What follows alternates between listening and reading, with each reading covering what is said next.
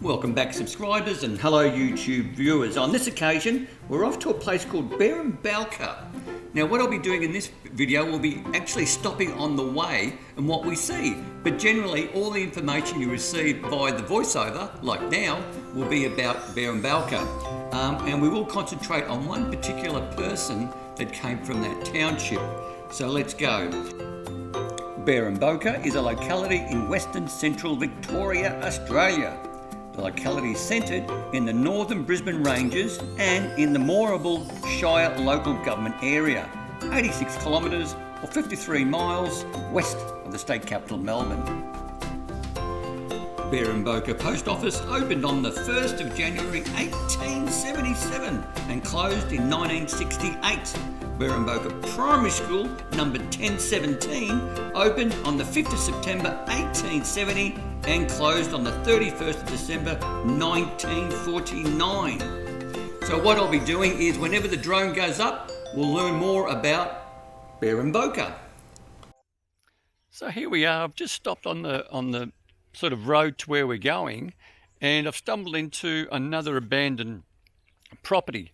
Now, I've passed probably about 5 or 6 of these abandoned properties, and when I call them abandoned, the houses are actually abandoned, but not the land itself. There's sheep everywhere, there's cattle, or there's some sort of produce being grown. But I thought I'd show you this one, because this one's in not that bad a shape, and it was just worth a stop. So let's see what we can find. So this is basically the entrance to the property. It does appear that someone's already been in there and I guess vandalised it to a certain degree. It's got a relatively new roof though. This is what's caught my eye. The chimney seems to be okay. It does have a relatively modern antenna there, and as you can see, it's all farmland. This might give it away, but we'll see if it does. So you've got some mountains there, and this really isn't, this is a minor road. This is not a major road, not a major thoroughfare at all. You're lucky to get 1 or 2 cars passing that I've seen. So we'll have a look at this place and see what we see. So here we are. So this is the front entrance, and yeah, no one's living here. The slab for the veranda here, the concrete slab, that's cracked, so the soil is lifted. There is a bed here. Yeah, someone's had a bit of fun in here. A few bedrooms, a couple of beds still in here, but every window's been cracked out, which is a bit of a shame. I don't think it's necessary to do any of this sort of stuff. Why people do it, I don't know. There is a lovely fireplace, and what's worrying is there's a few mattresses, and my concern would be that I don't know, you really are in the middle of nowhere. There is no way that a homeless person would probably stay here, because there's nothing here for them. You're nowhere near any sort of conveniences like food or water, or even water here. I'm assuming there's probably no water here. There's no power, but it does appear that someone actually did live here when it was in this state, which is a bit of a shame. I have called out to see if anyone's here, and I got no reply. And I explained, as I'm yelling and carrying on, that I'm only taking photos. Yeah, there has been quite a number of people that used to live here. Now, it could have been say a farmer who's employed a number of people from overseas. I do understand that does occur, where you can get a visa to work in Australia, providing you work in regional Victoria. And that could be farming as well. So that could be the reason there's so many beds and mattresses here, but who's to say? There are some kids' toys here, which is a sort of a concern, but maybe before it all went to junk, it wasn't a bad place. Now I'm not sure what this place is. Looks like just a shed of some sort.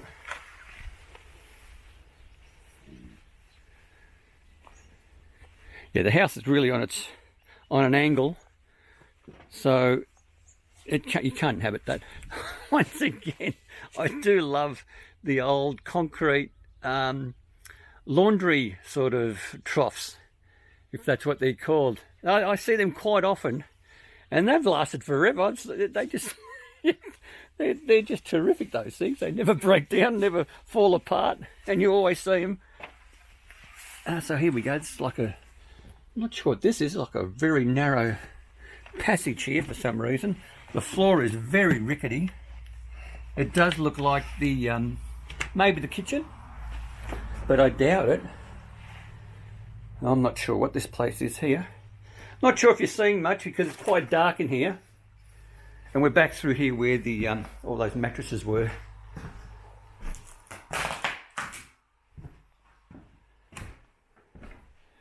And that's basically the house. Quite a number of bedrooms, quite a number of mattresses.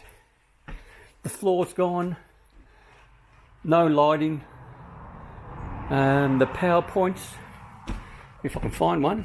And it's not, I don't know, if most of you guys who are maybe a little bit older will be able to recognise that power point and what vintage that is. And that sort of gives me an idea of the electrical, how updated it is to current situation. What I do find quite interesting is, I don't know if you can see this, but this is some sort of hessian cloth, and then this sort of fabric is attached to it, or it's all part of the one thing. So that's been there since day dot. That's terrific.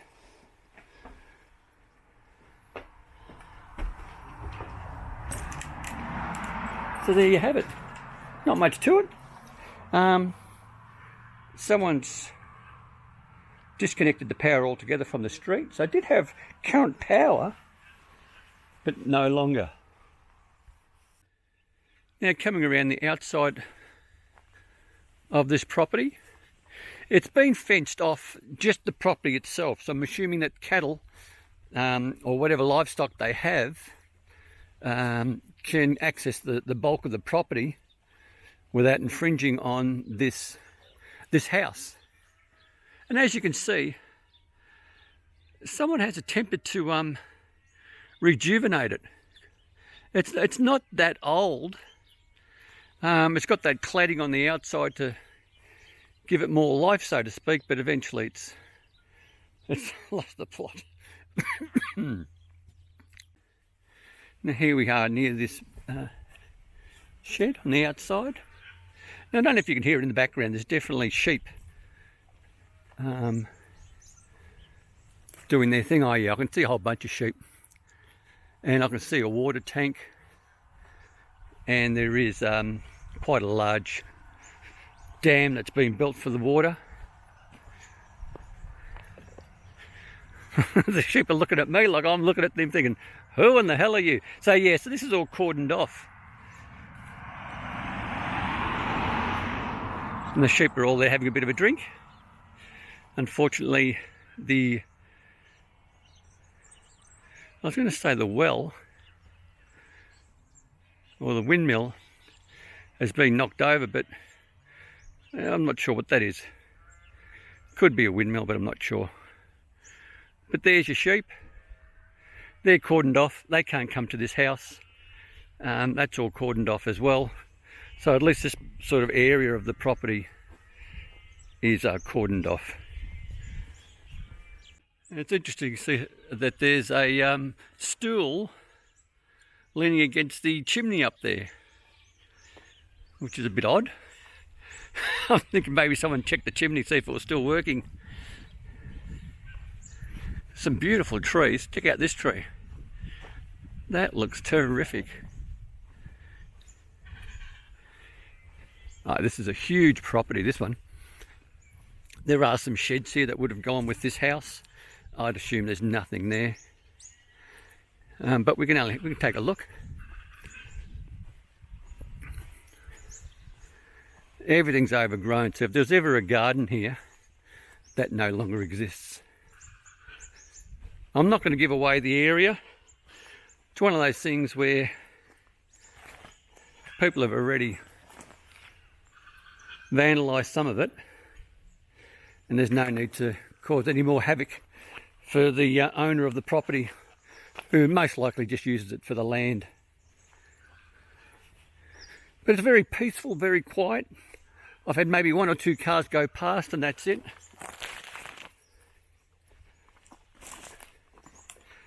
Just walk through here.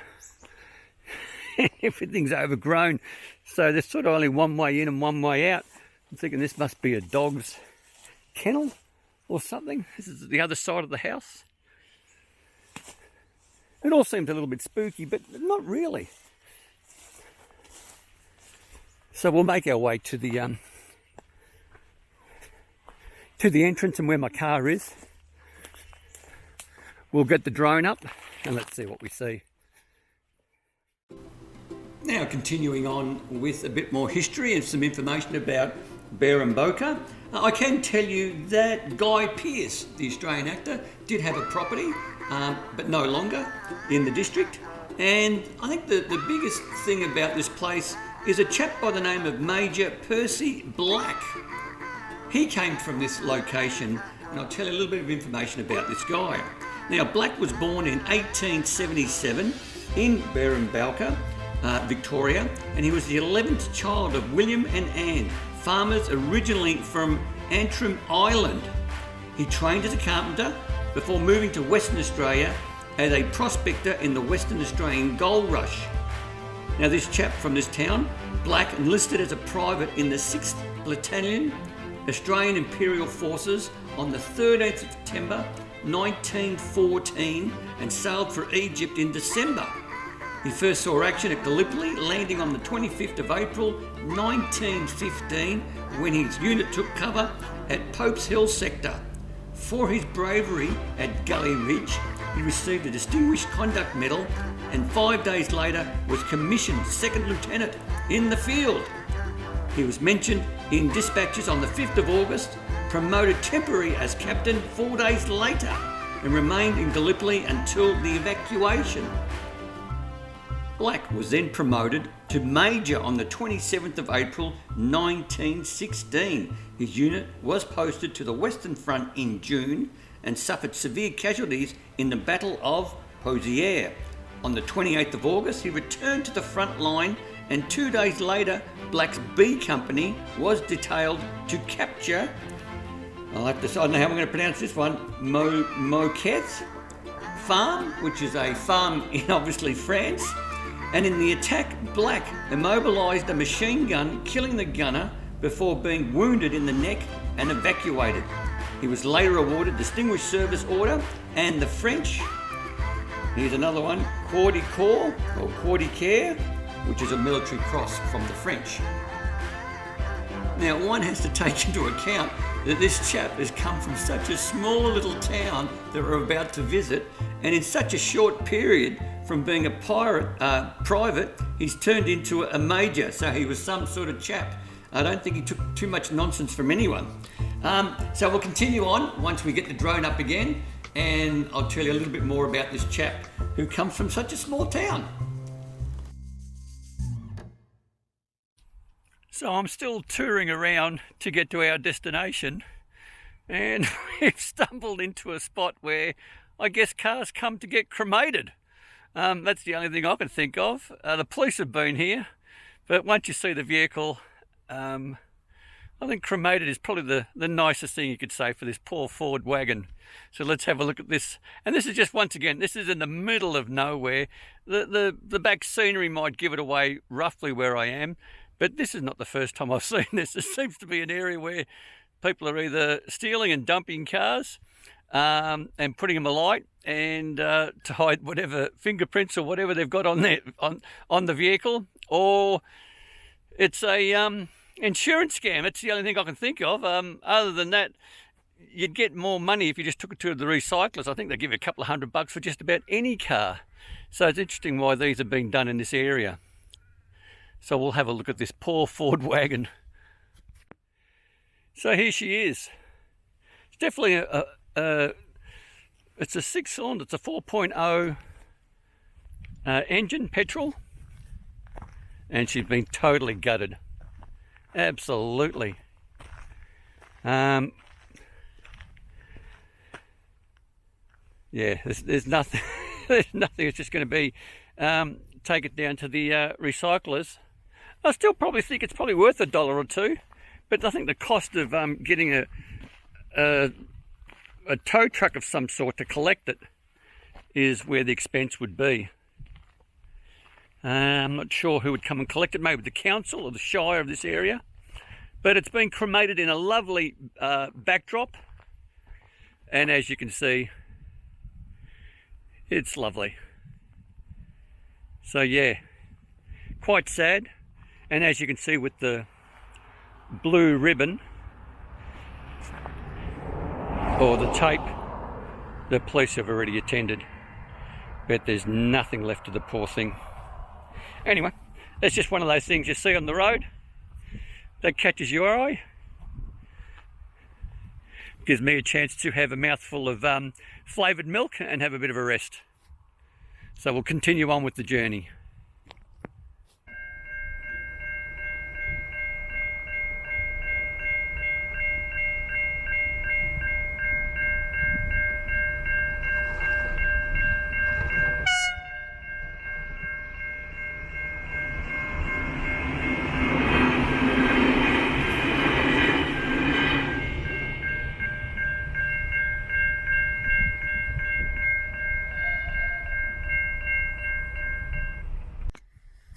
So here we are at the Beremboke Primary School.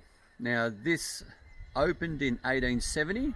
I probably gave you a little bit more details in the historical photos that I stumbled into. And it's also a school that is pretty much abandoned, but it's still standing. So let's go have a look. We'll take a look around here. There is also a reserve behind the camera, and we'll have a look at that. This is a very isolated place, and it's very cold. So we're going to check out the old school. That's sort of, if I recall carefully, it was 1949 when the school actually shut down or officially closed from the records I saw. And I think it started in 1870. So it didn't have a really long life, but it is behind me. And we'll check it out, and we'll check out the reserve or the recreation centre that got directly opposite. So officially the school we're about to see is number 1017, I believe. And look, to be fair, I'm still surprised it's standing. It is a wooden construction, but obviously the locals have looked out for it and looked after it the best they can. And it's worth having a look if you're coming at this part of the neck of the woods. Now, we do classify this as a ghost school. I think that's what the media have called it throughout the years. A lot of people might just call it an abandoned school. I think abandoned is pretty much the right word, but it is a ghost school. It's not open anymore. It's been closed for a long time. But it's good to see what it looks like. And the fact that this is such an isolated little township, it's been able to preserve it from graffitious or vandalism or anything like that. And you can see, you'll see that it's a very small school. And I did find a class photo, I think from 1940. So the number of kids that actually went here was quite small. So let's just go and check it out. I'm assuming this must be entrance. Everything looks a bit rickety here. I am looking out for nails, but I think that's not a problem with this building itself. It is terrific though. Yes, there's a big lean on the back wall. I'll show you the ceiling. You can see where the lights used to be at one stage. So either they were vents or lighting, or maybe both. There is a bit of graffiti, which is quite interesting. What do we got? We got 1998, 95, 2014. So maybe the local kids have come in and have a bit of a look around. You can actually see the old blackboard, and I'd assume that that's pretty much original to the actual schoolhouse. And you can see where the fireplace was right here. So from my understanding, and you might have heard it a little bit earlier with my introduction to this place, I think I went up to grade 5. There's another blackboard right there. So you've got the classroom. I'm assuming you've got 2 blackboards because you would have been teaching kids at different levels, and they'd have to be given instructions on whatever their tasks or learning skills needed to be for that age level or that year level. So that's one classroom.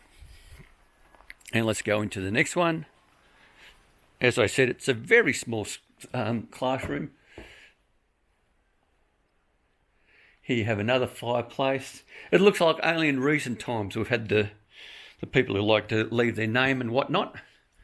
I think Molly and Amy Burgess, 2014. Not sure if you want to leave your surname there, but anyway, it is what it is. 85, I can see. 2016, 2014, 2013.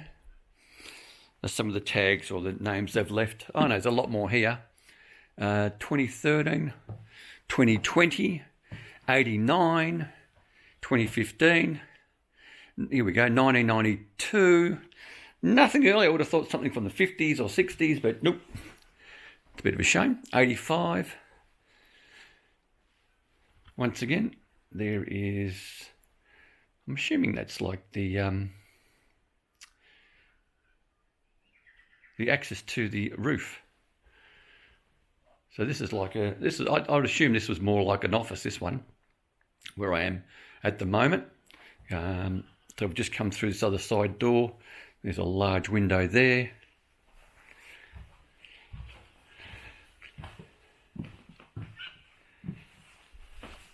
Another little classroom here of some sort, who knows, might have been a little place where they made food or something, not sure. And I would say, not sure if this would be the toilet. I would have thought they would have had an outdoor loo, but you never know. And their view, oh yeah, no, I would have thought maybe a girls and boys toilet, obviously for the schools. We'll have a look from this angle. Oh, so you can see the chimney's fallen over as well on this side of the building. So there you have it. What a great old school. And she's still here, which is just fantastic. So this gives you just another angle of the school. I try to get all corners of the school so it gives you a good idea. It's not a big school, as you can see. Only a handful of sort of classrooms or rooms.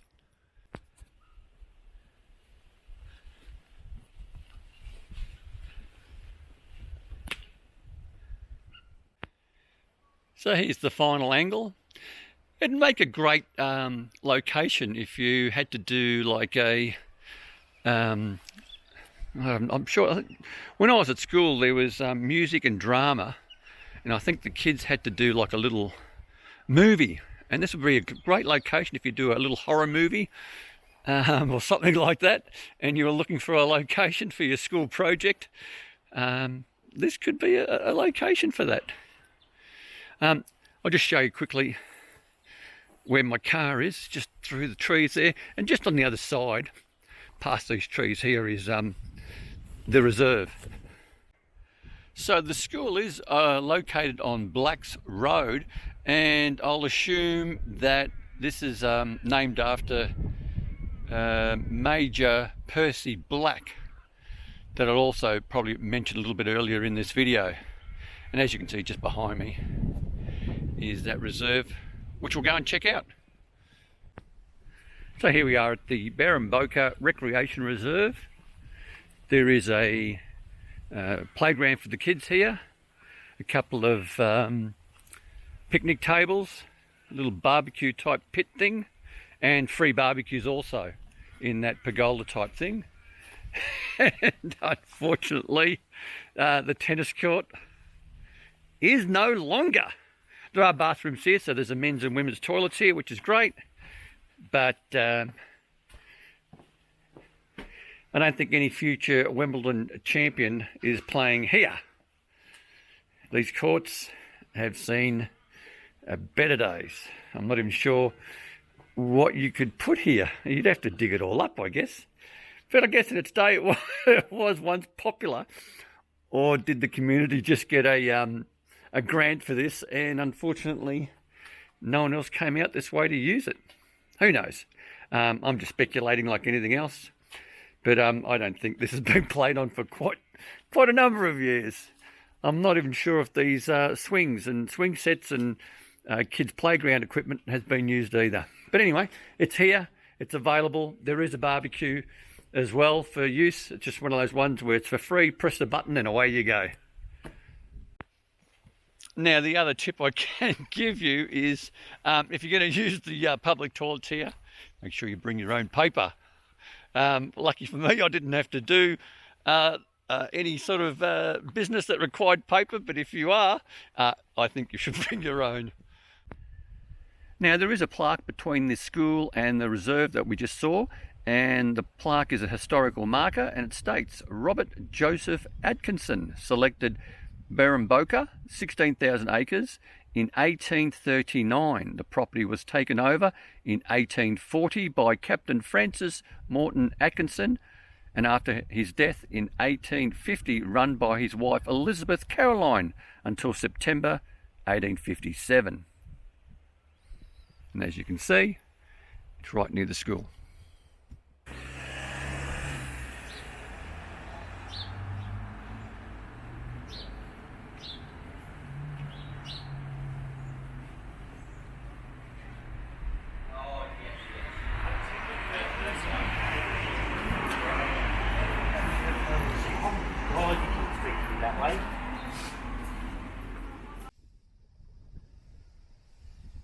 The home point has been updated. Please check it on the map.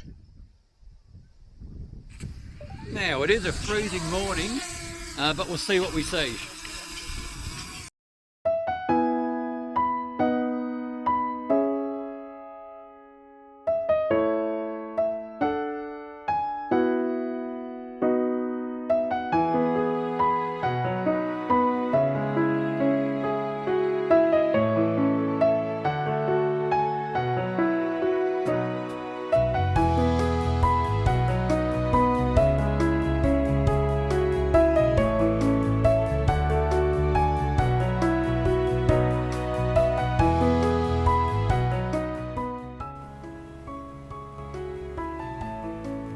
Now we'll continue on with a little bit more information in regards to Major Percy Black. His next engagement was the First Battle of Boka on the 11th of April 1917, and there unfortunately he was killed in action. His battalion was exposed to uncut wire and machine gun fire after a tank offensive failed to clear a passage. Black, leading his men forward, yelled, "Come on boys, bugger the tanks." He captured the first trenches before he was shot in the head while pressing on towards the support line. Knowing the attack would be difficult, Black said to his commanding officer beforehand, "Well, goodbye Colonel, I may not come back, but we will take the Hindenburg line." Australia's official war correspondent Charles Bean once described him as the greatest fighting soldier in the Australian Imperial Force. What's also worth noting, he most likely attended the school I'm hovering over at the moment with the drone. Now, what is also worth noting is the fact that Percy Black, or Major Percy Black, while he was in London recovering from injuries, he was in a ward with a Captain Albert Jacker. Now, Albert Jacker was the first person for Australia to win the VC, the Victoria Cross. Also in the same ward was a chap by the name of Major Henry William Murray, known as Harry, who also won the Victoria Cross. So that would have been some ward of these three guys recouping together. And I think it's a shame that this town doesn't do more for this chap with some sort of memorial. I couldn't find one. It would have been nice if there was maybe one near the school. this said, I do believe that the road that we're on, where the school is, it's Black's Road, and I'll assume that was named after him. But I hope you enjoyed this video. It's a little bit different. The town, unfortunately, we can't see much of it. It was very foggy, it was misty, it was cold, but I think this information in relation to this chap from World War I makes up for the difference.